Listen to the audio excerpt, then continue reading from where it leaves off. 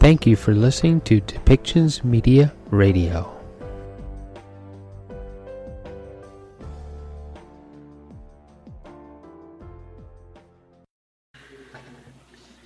Hello all, I am Fadila Shaib speaking to you from WHO headquarters in Geneva and welcoming you to our Global 19 press conference today, Friday, 15 January.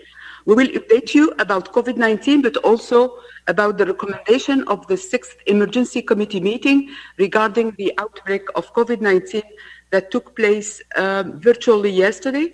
The Emergency Committee statement and a press release were sent to the media an hour ago and are also posted on the WHO website. I will let Dr. Tedros introduce our guest, the chair of the Emergency Committee, later on. Present in the room are Dr. Tedros, Director General of WHO, Dr. Mike Ryan, Executive Director, Health Emergencies, Dr. Maria von Kerkhoff, Technical Lead for COVID-19.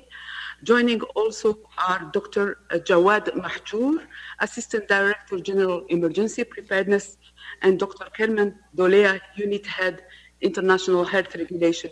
Both can talk about the Emergency Committee recommendation.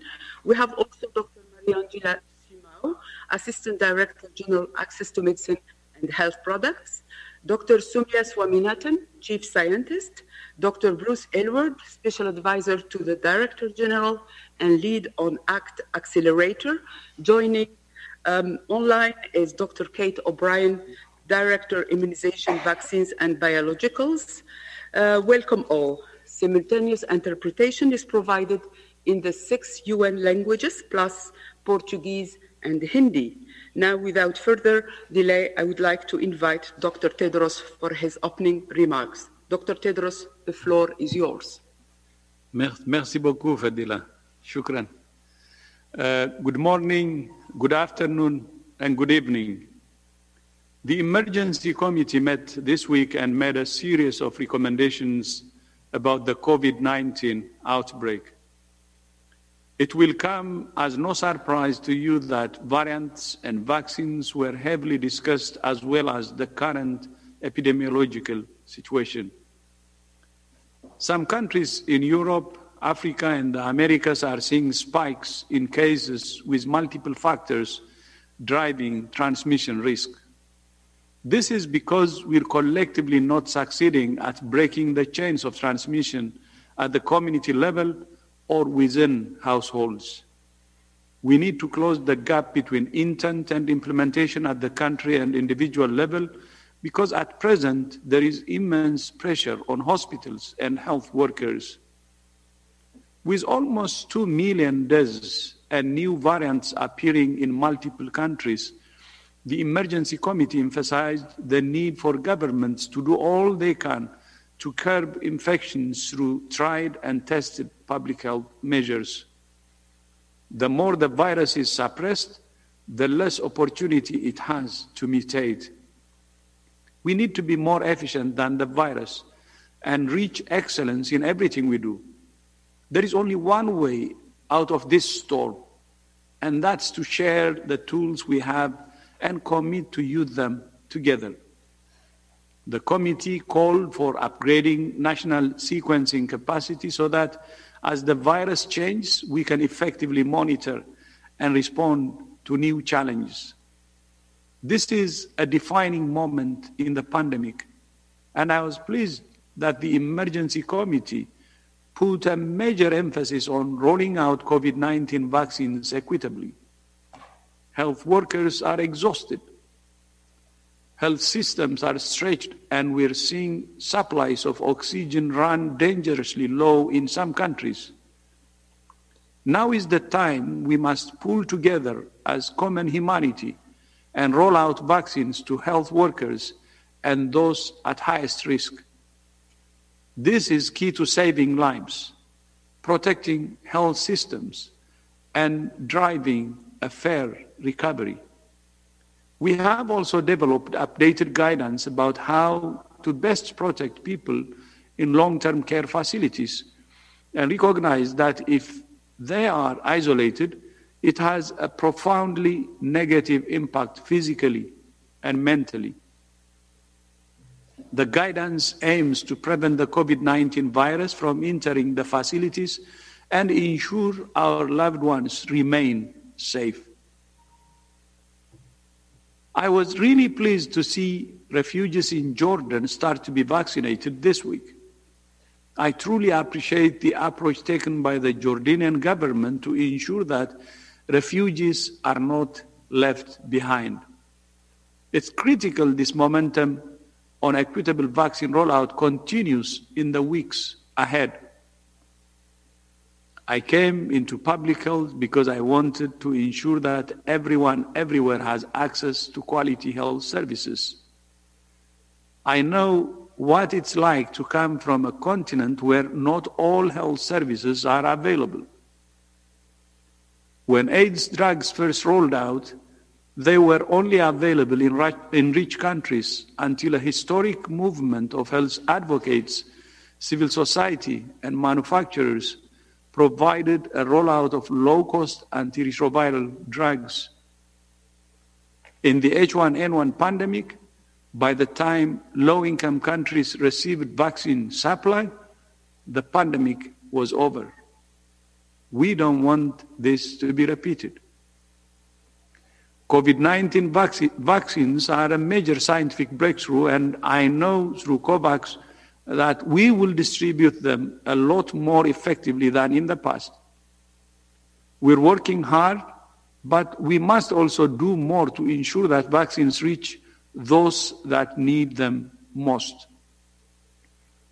I will keep repeating this over and over again during the coming weeks, because, as I said on Monday, I want to see vaccination underway in every country in the next 100 days so that health workers and those at high risk are protected first.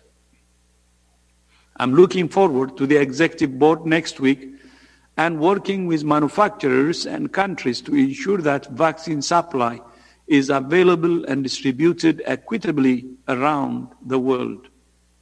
I now want to turn to the chair of the Emergency Committee, Professor Didier Houssin, to discuss the recommendations from the committee. Professor, you have the floor. Thank you very much, Dr. Tedros, and good morning, good afternoon, good evening to you all. The emergency met yesterday, and I want to thank first the members of the committee for their work and contribution to these recommendations. It's a sad anniversary because nearly 1 year ago, the emergency committee recommended and was followed in considering that the public health emergency of international concern.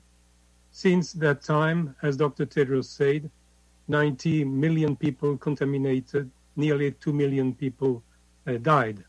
And the committee focused on two things. The first is a worry about the variant which starts circulating in some places in the world. This variant requires a strong and quick effort in research, in collaboration between research teams, in sharing of information, as suggested and mentioned by Dr. Tedros, and also about data sharing. I think we are in a race between the virus, who is going to continue trying to mutate in order to spread more easily, and the humanity which has to try to stop this spreading. And this effort of research needs to be very, very quick and very intense. Fortunately, there is also a good news. Good news is about the vaccine. But this good news should not be transformed in bad news. And we should remember that the objective for 2021 is 20% of the population vaccinated, not only in rich countries, but also in low and middle income countries. And it's extremely important not to transform this good news into a bad news. So, and for the vaccine, of course, some of the recommendations of the emergency committee are about trying to know more about the efficacy of the vaccine, the efficacy against the new variants, etc. I will not go into the detail. I would like to add a final point about the situation in which the world is presently. We are a little bit paralyzed, we are a little bit confused, and clearly the question of travel inside the world, around the world, by air, by road, by sea, needs to be better, perhaps possible and organized. And this is why one of the recommendations of the committee to WHO was to take a strong lead in order to produce a clear guidance and scientifically based guidance about how best to facilitate and permit the circulation of people in a safe manner by air, by sea, and by... I thank you for your attention. Thank you. Thank you so much, Professor. These recommendations are very important as the world fights COVID-19. The greater the solidarity we have, the more lives we will save and the quicker we will end this pandemic. Thank you so much again, Professor. I thank you, and back to you, Fadila. Thank you, DG. Thank you, Professor Houssin. I'd like now to open the floor to questions from journalists. I remind you that you need to raise your hand under the raise your hand icon in order to get in the queue. I would like to start with Christophe Vogt from Agence France Presse. Christophe, can you hear me?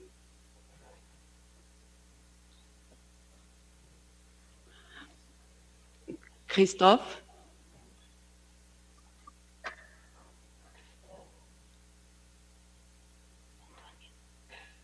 Can you please unmute yourself, Christophe? We cannot hear you. Okay, that should be done now. Can you hear me now? Very well. Go ahead, please, Christophe. I'm really sorry about that. I'm having a question about what Dr. Houssin just said and what has been said in the last few weeks when the vaccines arrived and now with the variants. It's a bit confusing. We had light at the end of the tunnel at the end of the year, and then 2 or 3 days ago, Dr. Ryan talked about how this year could be even worse than last year was. And so how can we reconcile the fact that now we have efficient vaccines and still this idea that things could get still worse?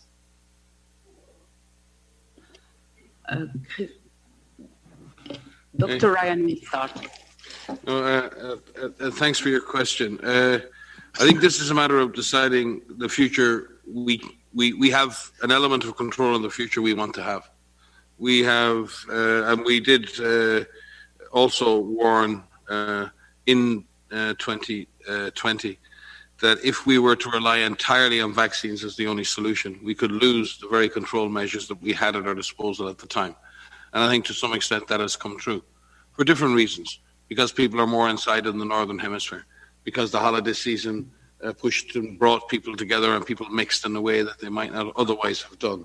We've seen Northern and Southern Hemisphere increases. It's not just in the Northern Hemisphere. If you go to the southern cone of the Americas, in Argentina, in Chile, in Paraguay, in Uruguay, and in Brazil, we're seeing difficulties there. This phenomenon of a rapid acceleration of cases is in the Americas, it is in Europe, it is in some countries in Africa, and it is in some countries in every region.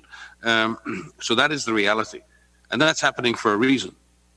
And a small proportion of that may be due to the emergence of variants that are fitter. But the large proportion of that transmission has occurred because we are reducing our social physical distancing. Our behavior is, as the DG said in his speech, we're not breaking the chains of transmission. The virus is exploiting our lack of tactical commitment, our fatigue, the breaking down of our behaviors. The vaccine is light at the end of the tunnel. It is a hugely, it's a massive advance, but it doesn't answer and it won't address every question that we have. We have to continue doing the other measures. And even with that, and Bruce will speak to this, if vaccination is going to be successful, people have got to get vaccinated. And for people to get vaccinated, countries have to get vaccine. And therefore, it's not just an equity issue about countries getting vaccine. It's about protecting those around the world who are most vulnerable, our frontline workers. So we want to start the year on a hopeful note. I think what the Director General is trying to do is start the year on a realistic note. We need to be real with ourselves. We need to be honest. We're not doing as well as we could. We've learned so much about the virus. We know more than we've ever known before. We have more tools. We have to sustain the effort. It's tough. We've got to pick ourselves back up. Many of us in the Northern Hemisphere in the New Year, where people have been celebrating holidays. Many people in the Southern Hemisphere similarly. They're confused because they think, oh, this disease is seasonal. It shouldn't be here. We're in the middle of summer. And again, this idea that we've assigned seasonality to a virus, we assign these values to the virus that were never proven scientifically. We need to recommit ourselves to the basic measures. We need to decide that this disease stops with me. Individuals need to protect, let the disease stop with them. Communities need to ensure that the disease stops with them in clusters. Governments need to support communities and individuals to do that. And I've said it before, we're expecting our communities to do extraordinary things, to separate themselves in extraordinary ways, to make huge sacrifices. In order for that to be successful, governments need to support communities in extraordinary ways. And within all of this, all of us, none of us are doing enough to make this all work. Everyone's got to recommit themselves and increase the level of commitment. We're all working hard. Everyone's working hard. We're just not working hard enough. Bruce.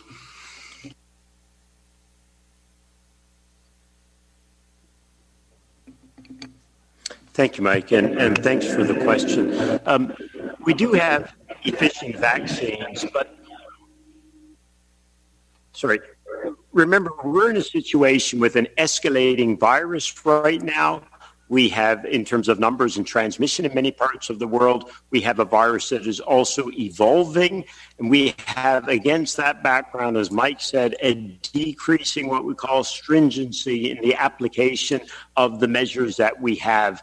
And when you put those three things together, making it easier for the virus, and the virus is taking off. So things can get worse. Numbers can go up, and we're seeing that.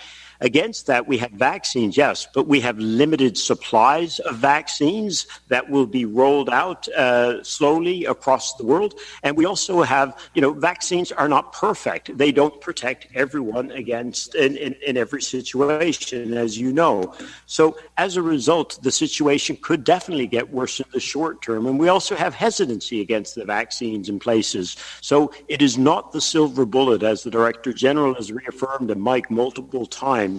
But there's very good news, of course, because now we have 3 lines of defense, but we have to use them all. The first line of defense we're starting to roll out is the vaccine that can protect people from getting infected. And then we have diagnostics, and we have new rapid diagnostics that work well. They give a second line of defense, so you can find the ones who get infected. You can rapidly isolate, rapidly quarantine. And then we have the third line of defense. For those people who are infected and get sick, we have dexamethasone, oxygen, as Maria lays out all the time, very, very good clinical pathways, and you can save lives if all of that is applied. But no one part of this works. You have to use all 3 lines of defense, or the situation will continue to be very bad. And that middle line of defense is still about finding cases, getting them isolated very rapidly, not just hospitalized, but the mild and moderate cases at home. We have to make it easier for people to isolate so that they don't infect other people. You need all of that. Vaccines such an important part of the solution, but this is a complex situation, and we need all pieces of this working together. Thank you. Maria? Yeah, thank you. I just wanted to highlight the point you made about the light at the end of the tunnel. There is a light at the end of the tunnel. But that tunnel is a long tunnel right now, and it's dark and it's dangerous and it's a challenging one that we have to get through. But we have the tools to help us get through that. And more and more and more are coming online. But please don't forget about the tools we have in hand. We're all in a challenging situation. We're tired. We're frustrated. We want this to be done. But we have to be part of the collective action towards ending this. We have to be part of the collective action to prevent ourselves from getting infected. And if we do get infected, the virus stops with us. We don't allow this virus to pass from us to someone else. And we have the tools in hand to do that. Whether this is related to a virus variant, these variants will be detected, and it's confusing and it's scary, but the virus itself is enough to scare us into action. We need individual information to turn into action. We need knowledge to turn into action. We need intent to turn into action. And all of us have a role to play. But it's not just up to individual level measures. We need our families. We need our communities. We need governments to provide supportive environments in which we can take those actions. We need not only good testing with rapid turnaround results. We need those tests to link to public health action so that we know where the virus is circulating. And we know if I'm infected or if I'm a contact of someone who's been infected, I need to know what to do. And I need to know that I will be supported in being in quarantine and that I can protect my loved ones. We have a very different situation around the world. Many countries have shown us the hope that by doing all of this collective action, by putting in the hard work through a comprehensive strategy, not one measure alone, many measures together, applying them in a comprehensive way with strong national plans, implemented, adapted, agile at the local levels, tailoring it to the specific needs of the local level. They've shown us the way. We have outlined guidance in support of all of our member states, in support of everyone everywhere about what needs to be done, and we know it's hard, but we have it demonstrated over and over again that it works. So this is why we sit up here and repeat that there are many things that we can do. Vaccines and vaccinations are another tool that will help us get to that light at that end of the tunnel, but it will take time. So there's a frustration, and I understand that, and all of us understand that because we feel it too, but it will take some time. But let's look at the hopeful angle here, and that we are lucky in the sense that we do have tools. We need to make sure that that luck and that hard work and these vaccines reach all people all over the world, and the COVAX facility and the commitments that we have seen across the world to make sure that that turns from not just words but into action becomes a reality. So there's a lot that we can do. So I just wanted to highlight your light at the end of the tunnel. There is a light at the end of the tunnel, and everyone that's listening to us today needs to know that there's something they can do. They need to feel empowered. And if you don't know what it is you can do, come to our website or reach out to find out how can I help, because all of us can be part of the solution to a very challenging situation that all of us are in together. Thank you. I would like now to invite Tony Waterman from Asia News Channel to ask the next question. Tony? Thank you very much for taking my question. It's just on the WHO team of experts that has now arrived in Wuhan. I believe the video meetings began today with Chinese counterparts. I'm just wondering if there's any update on these initial meetings, or if you could provide any more specific information about what sort of cooperation is going to be carried out, and how the potential identification of patient zero in Italy from November will sort of play into this investigation into the origins of the pandemic. Thank you. Dr. Ryan? The team did immediately begin work and will be working with Chinese counterparts to implement the terms of reference as we've agreed, and getting more specific on the specific data and the studies that we want to see, and the follow-up studies that need to be carried out. But I wouldn't, at this stage, I think it's very important. The team are going to have the need to be able to engage with their scientific counterparts in China. We can't debate this every day. What do they do today, tomorrow? What do they do the next day? They have to have the space to do the work. and therefore Maria can outline in more detail the overview of what we want to achieve. But this can't be paced on a daily basis and litigated in press conferences. I'm sorry, because this is not the way we do outbreak response or outbreak investigation or origins investigation in any situation. However, our team will be in touch with the media in the field. There will be regular briefings, and I'm sure that we will be able to keep you updated on the day-to-day activities. But forgive me for not getting into the detail of what the team is achieving on a daily basis. Thanks. I'm not going to give you any very detailed response either, because as Mike said, the team needs to do the work. So the Chinese counterparts and the international team have been meeting regularly and been talking by teleconference. And now that the team is in Wuhan, they're going through their quarantine period, but they're meeting again by video conference. Once they finish that quarantine period, they'll be able to meet face to face. And anyone who's ever been involved in, visiting the field or in these outbreak types investigations, these studies take time. Mainly what will happen is a series of studies. And these series of studies have already begun, looking at some of these initial patients from December, and epidemiologic studies, seroepidemiologic studies, and review of past work that had happened in the markets, that have happened with patients. So it's a number of things, but we won't be giving a day-by-day update of what the team is doing. What we do need to do is let them do the work and carry that out, and put the information that all of them are learning together into context and planning the next series of studies. You mentioned a report from Italy, and you refer to this person as patient zero. We need to be very careful about the use of the phrase patient zero, which many people indicate as the first initial case. We may never find who the patient zero was. What we need to do is follow the science. We need to follow the studies and make sure that they're done comprehensively.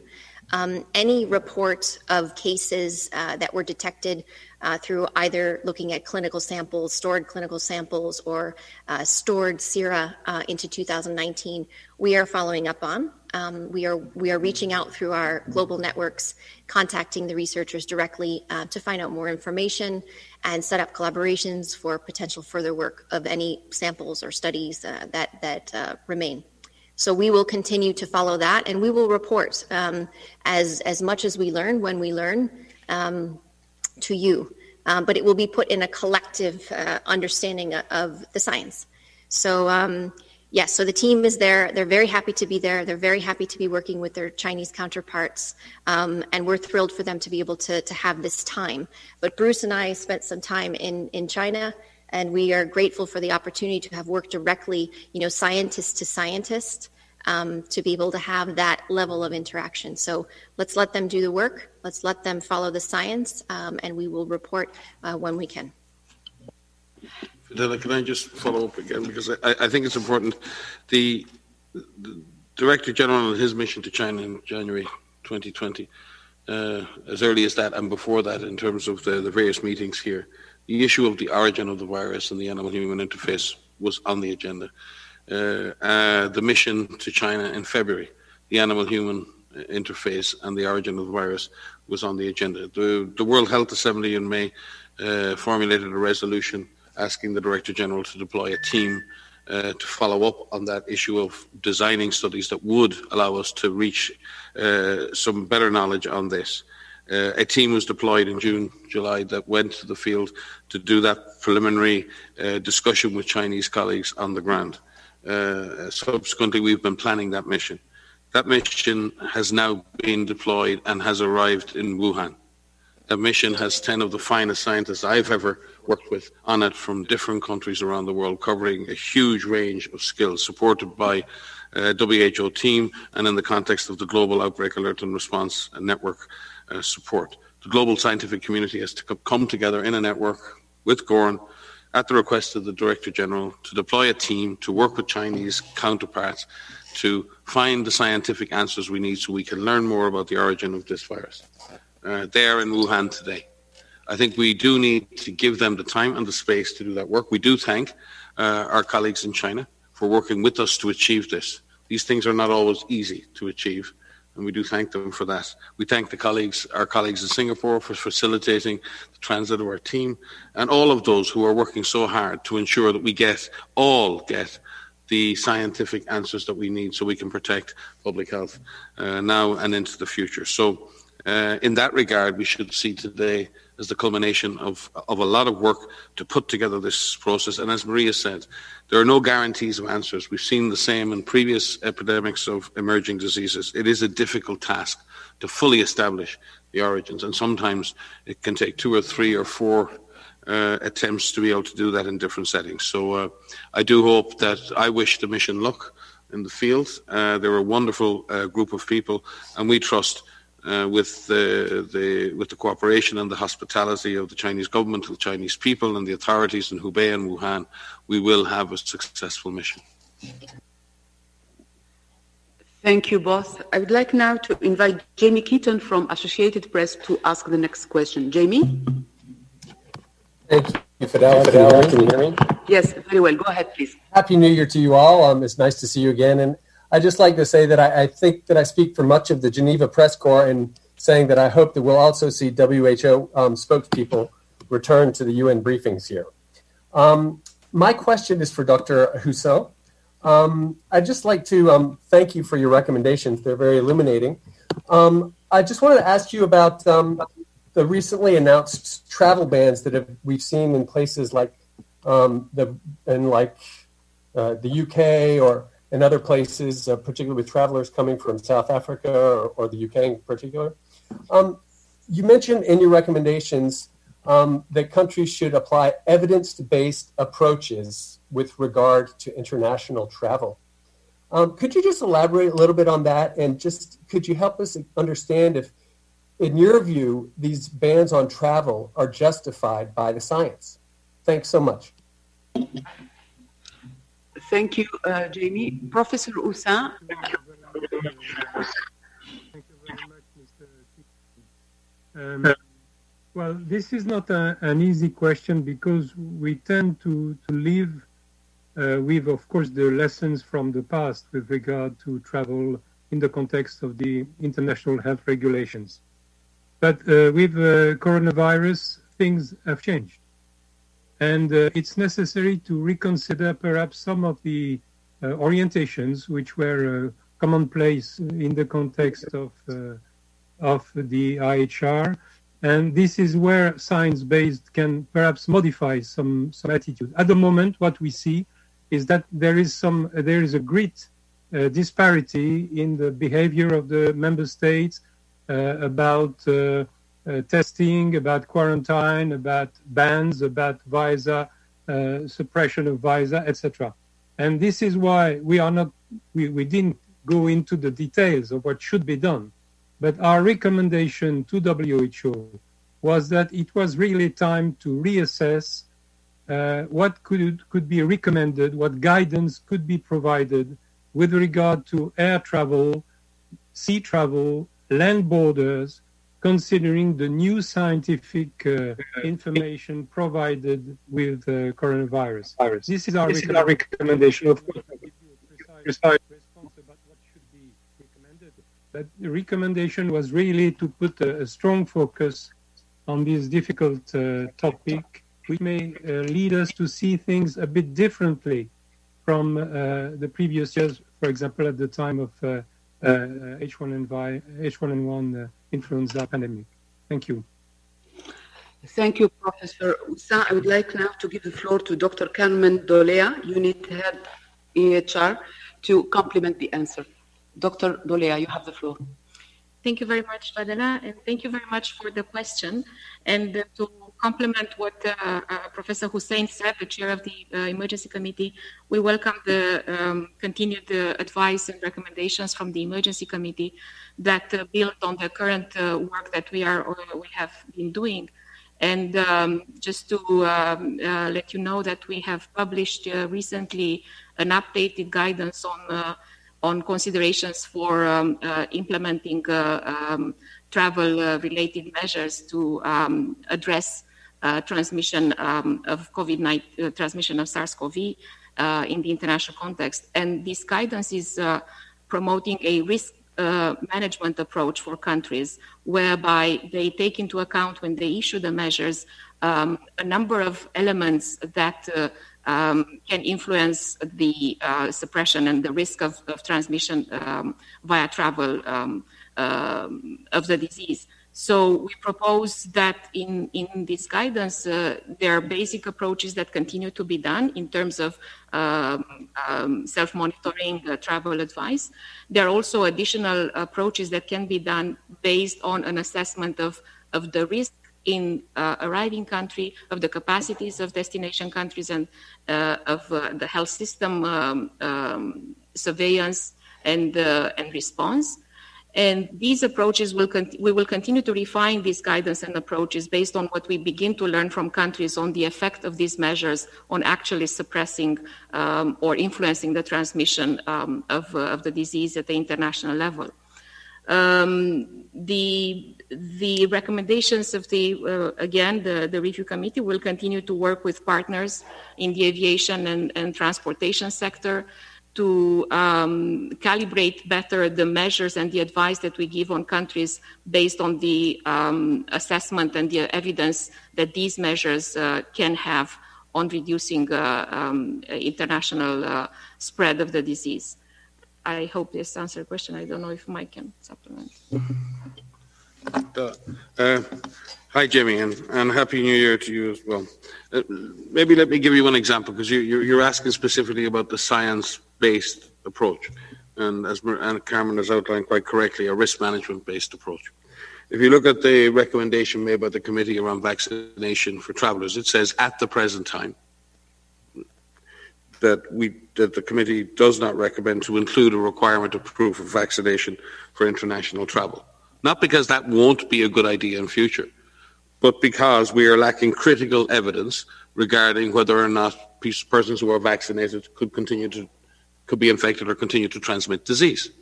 And because nobody in the world beyond health workers and very vulnerable people have access to the vaccine. The committee is not saying don't. What the committee is saying is at this present time, scientific evidence is not complete. There isn't enough vaccine, and therefore we shouldn't do that now and create an unnecessary restriction to travel, a barrier to travel that's artificial until such a time as we have the evidence and the vaccine. And I think that's the way the committee has approached things.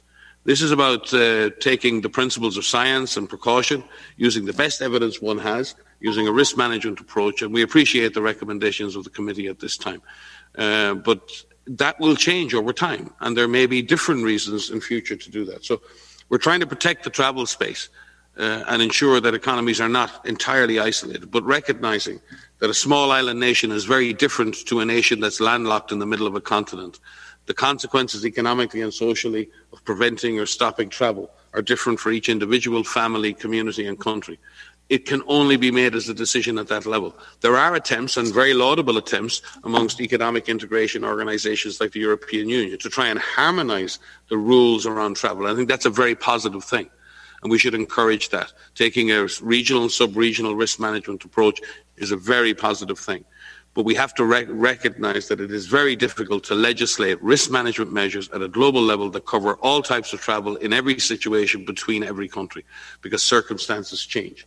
So therefore, taking this risk management approach, applying science as best we can, and working within and between governments to ensure that we align those measures in the best possible way, we believe is the best way forward. So we do thank the committee for their careful recommendations related to travel and all of the other matters. Thanks. I just want to come in on the first part of your comment, Jamie, around the UN press briefings. I just wanted to say I, for one, am very proud to sit up here next to Dr. Tedros, Dr. Ryan, and so many other amazing colleagues here at WHO. My first press conference for this pandemic was about a year ago, as of yesterday. And as of today, we've done more than 130 press conferences. We've done more than 50 live Q&As where we answer direct questions. Our press conferences are translated by amazing translators who are sitting in the room, and I note I try to speak more slowly for them as they try to translate our answers to you. 6 different UN languages, plus Hindi, plus Portuguese, and we have live captions that are ongoing as well. It's a privilege for us to do these briefings, to be able to answer these questions to all of you, to journalists, to people in the general communities. We will continue to do so because these are important ways in which, one of the ways in which we get information out. So thanks for mentioning that. We will continue to find different ways in which we can communicate. But I, for one, am very proud to sit up here with this amazing group of individuals day in and day out. Thank you. I would like now to invite Brazilian journalist Bianca Rothier from Global to ask the next question. Bianca?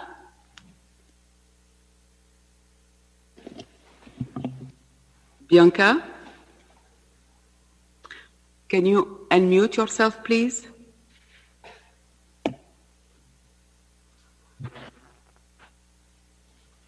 Bianca? Can you hear me?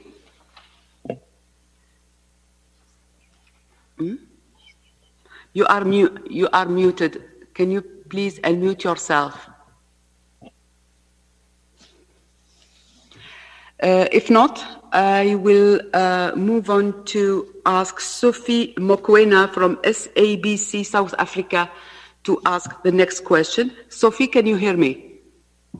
Yes, I can hear you loud and clear. The Director General spoke about a need for ensuring that all countries, we see these visuals where the frontline workers and the vulnerable people are receiving the vaccine. But it looks like it's doom and gloom to a continent like Africa, unless the wealthy nations, particularly the G20, they are conscious, tells them that, as you often say, Director General, no one is free until all of us, no one is safe until all of us we are safe. It looks like there's no movement from the particularly G7 and the G20 to really invest in COVAX. And perhaps with the new incoming president of the United States of America, Joe Biden, next week, are you hopeful, as he has indicated that his priority will be to rejoin the World Health Organization, that perhaps world leaders with America back on board will see a different approach? Thank you, Sophie. Well understood. I would like to invite Dr. Swaminathan to answer your question.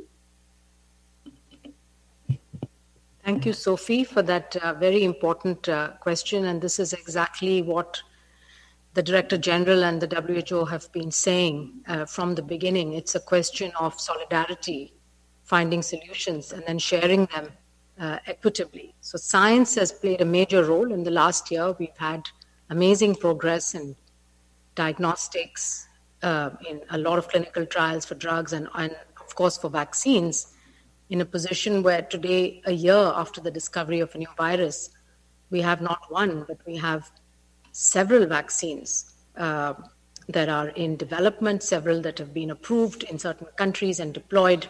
One, of course, that has WHO emergency use listing. But just, I was looking at the landscape document that we have on our website, and there are over 170 candidates still in preclinical development and 65 in clinical development, 15 of them in phase 3 clinical trials. So that gives a lot of hope. There are more tools, more vaccines coming down the pipeline. In April, the Director General, along with many leaders around the world and several global health agencies, set up the ACT Accelerator exactly to address the issue of how to accelerate the development of tools, but equally, if not more important, how to ensure equitable access. So from the very beginning, we have recognized and advocated for equitable access, and the COVAX facility, which WHO runs jointly with Gavi and CEPI, was set up to ensure equitable access. And as of now, we do have a guarantee of at least 2 billion doses, but perhaps a lot more than that at the moment. by the end of 2021. And that's going to go to the 190 countries that have signed up for COVAX. 92 of these are what we call the AMC countries. They're the countries that are eligible for distribution of vaccines at either no cost or very low cost by Gavi. And we anticipate that the first tranches of vaccines will start going out in the first quarter of this year, even though they may be in small volume, because we also need to recognize that vaccines do need to go through the stages of testing. They need to complete trials. They need to have data on efficacy and safety. They need to be manufactured in a quality-assured facility. Dr. Simao's team has been working hard with a number of manufacturers around the world, anticipating results from the trials, already preparing for the regulatory processes and the approvals that need to be put in place. We have at least 13 manufacturers who have expressed an interest, and 5 of them currently in conversation with WHO. But these things take time. We cannot rush the elements that need to be fulfilled because billions of people are going to receive vaccines. So on the one hand, we have to make sure that the vaccines that we deploy are safe and efficacious and quality assured. And on the other hand, of course, countries are preparing to deploy this. And WHO, UNICEF, partners, the World Bank have been working closely with countries. We had a goal of 100 countries to be ready for deployment, and that's been done by intense work over the last several months. So we have to wait now for the supplies to get ramped up, to start coming into the facility. We're very hopeful that that's going to start happening very soon. As I mentioned, several vaccines are currently under assessment by our regulatory team.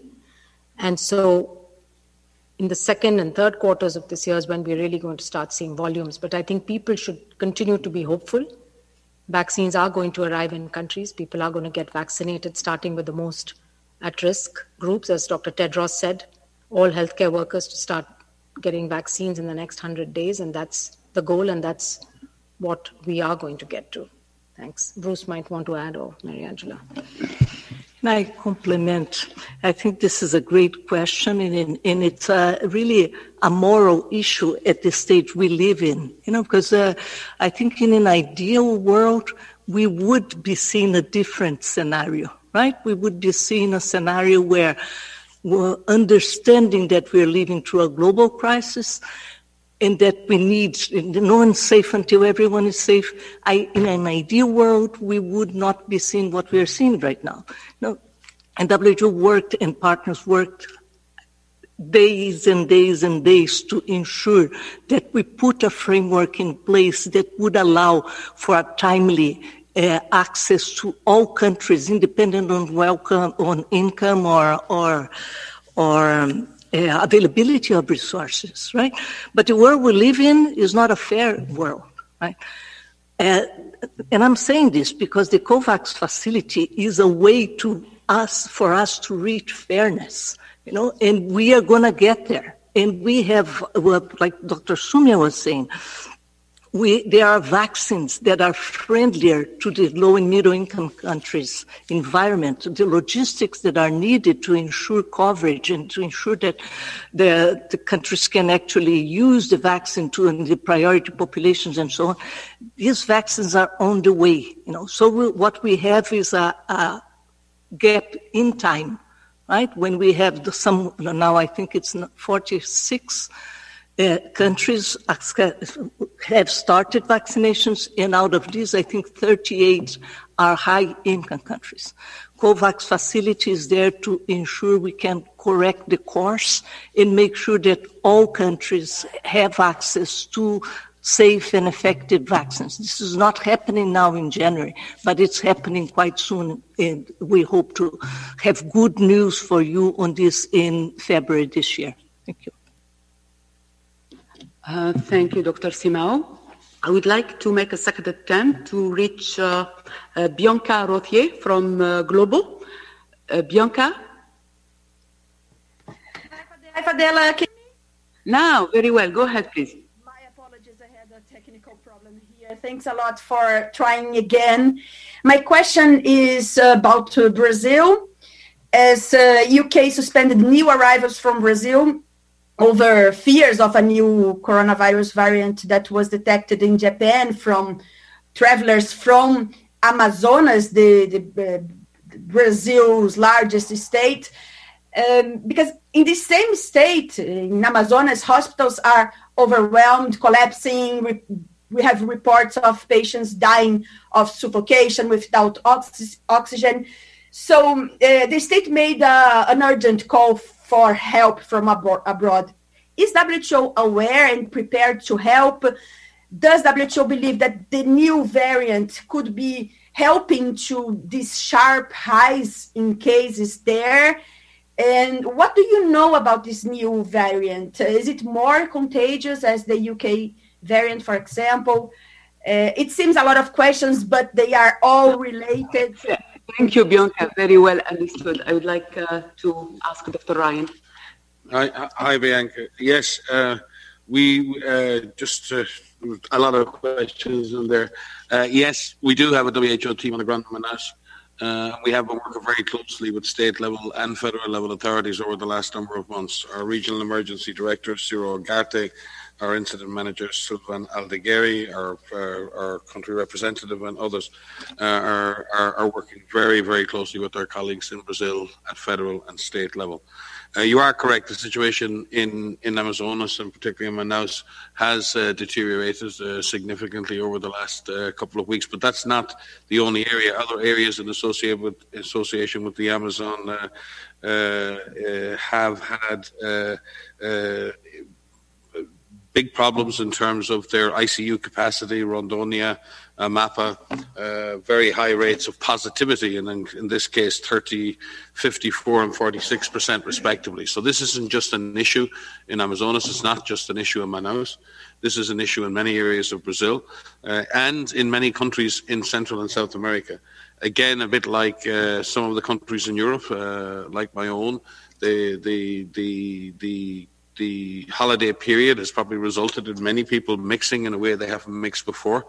And certainly this is not the winter period in these parts of the world, so that's not the factor driving things.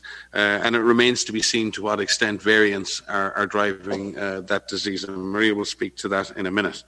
There has been a rapid case of hospitalizations reported in Amazonas since the middle of December. Most of those cases are in Manaus, the capital of the state, but they're increasing in other municipalities as well. And clearly, if this continues, we're going to see a wave that was greater than what was a catastrophic wave in April and May in Amazonas, and particularly in Manaus, which is a tragedy in itself. The ICU occupancy right now in Manaus is 100% over the full last 2 weeks. This is a health system under extreme pressure. More than 4,000 new COVID-19 cases and 50 confirmed COVID-19 deaths per day have been reported. Over 2,000 people hospitalized, both suspect and confirmed, and over 400 people waiting to be hospitalized who already have COVID. There are many, many responses going on. The local response team, the incident management team, and many others are doing all that they can to continue support. But you are correct. There is a shortage in supply of oxygen. There's a shortage in gloves and basic PPE. And there's difficulty in transporting oxygen from other states into Manaus. But oxygen is not an easy thing to transport. It's heavy. It's usually in these big cylinders. They're weighty. And I'm sure other states and the federal government will come to the assistance of Amazonas and Manaus. Brazil is a country of great solidarity, and I think we will see that happen. Another problem, and this is one thing that happens, we've seen before health workers being infected, frontline health workers. Of note here is that many, many surveillance officers are now affected by COVID-19. Many of the laboratory staff have been affected through community transmission. And this is a situation where your whole system begins to implode because your hospital system, your public health system, your laboratory system, those people are part of the community themselves. And they begin to become infected. And you go into a negative spiral. There's over, I think, a backlog of 7,000 or more samples. Now, this is not a situation that other places didn't face. What I've described there could have been described from New York or northern Italy or any number of places on this planet over the last year. The issue now is how do we get the necessary support, both within and outside Brazil, to support. But this is not just, if you look at the epidemic curves, and as I said, in Paraguay and Uruguay and Chile and in Argentina, the whole southern cone and all the way up to the Mercosur countries in Central America as well, we've seen a rapid exponential increase in cases in a number of countries in the Americas. Again, likely driven, as the DG said in his speech, that breaking down of basic behavior, the increased social mixing, the reduction in physical distancing, fatigue, and exhaustion with having to manage those measures is driving this. And we're going into waves where, as you can see in the case of Manaus, the hospital and health system has already been weakened by previous waves, and therefore harder for them to suffer a second, third punch. So the situation is difficult. And in this case, in the case of the southern cone of Central and South America, it is not new variants driving this transmission. New variants may have an impact down the line, and they may be having some impact now, and Maria can speak to what we know about that. But again, it's too easy to just lay the blame on the variant and say it's the virus that did it. Well, unfortunately, it's also what we didn't do that did it. And we have to be able to accept our share, individually and as communities, as governments, our share of the responsibility in this virus getting out of control, while recognizing the variants in the virus make it difficult. I've said it before. The opposition has put substitutes on the field. It has more energy. The virus has been energized by the ability to evolve and become better and fitter and better adapted to infecting us. We have got to get more efficient at fighting the virus. There are no easy or other answers. Maria, you might want to speak to. And again, our solidarity is with the government and the people of Brazil. It's entering, obviously, with other countries in the Americas, a very difficult phase. We will, as an organization, as always, do everything to support our member states and everything to support the people of Brazil. Maria. Thanks, Mike. So just some comments on the virus variants that are being reported. So there are some virus variants that have been reported from Brazil, and we're working directly with researchers and scientists and amazing public health professionals in Brazil. They have very strong scientific work, sequencing capacities, and as Mike said, we met with our colleagues in PAHO today to get an overview of the current situation. With regards to the virus variants, there is a virus variant that has been reported. They're delineating the P1 lineage. I won't go into many different names, but just to say there are several in Brazil, but also in other countries. This mutation, this variant has several mutations that have some known biological importance, the ones you've heard us talk about before, this 501Y mutation and the E484K mutation. I think what we should do, Fidela, is we should plan a specific live Q&A on these so that we can get into the details of this and go point by point, because it's a lot to cover in a very short answer. But just to say that WHO and partners have been monitoring these mutations, so specific changes, one change, or variants, which are a collection of mutations and deletions, and setting up a monitoring framework to evaluate these mutations, variants of interest and variants of concern. We presented this to our strategic advisory group. We've presented this to the R&D, our R&D forum for epidemics. We had an excellent meeting on Tuesday. I think it was Tuesday this week, where we developed a research agenda specifically related to the studies that are necessary to better understand each of these virus variants that are being reported, because more and more will be reported. There's pressure on this virus to change. The more it circulates, the more opportunities it has to change. So while we are trying to get transmission under control, we still have to monitor for new variants. We presented this also to the emergency committee, this risk monitoring framework that we have outlined, where we are working to increase surveillance for the SARS-CoV-2 virus circulation using PCR tests, using antigen-based tests, increasing capacity for sequencing, and there are a number of efforts that are ongoing around the world to increase sequencing capacity. There's an excellent network across PAHO to try to leverage existing systems. There's a system across Africa as well, and we're looking at different ways in which we can enhance sequencing capacity around the world so that we can detect changes in the virus.